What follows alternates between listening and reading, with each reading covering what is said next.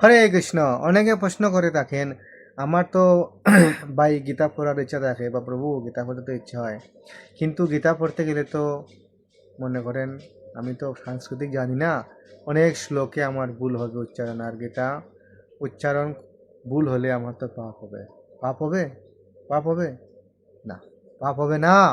কারণ হচ্ছে যে আমরা শুনেছি যেভাবে একটা ছোট বাচ্চা প্রথমে সে মামা বাবা বাবা সুন্দর করে বলতে পারে না, সে কিন্তু চেষ্টা করে, কিন্তু তার মা বাপ কিন্তু তাতে রাগ করে না, তার মা বাবা আরো খুশি হয়। তো সেই রকম আমরা যদি ভগবান এই ভগবদ গীতা হচ্ছে ভগবান শ্রীকৃষ্ণের মুখ নিঃসৃত বাণী।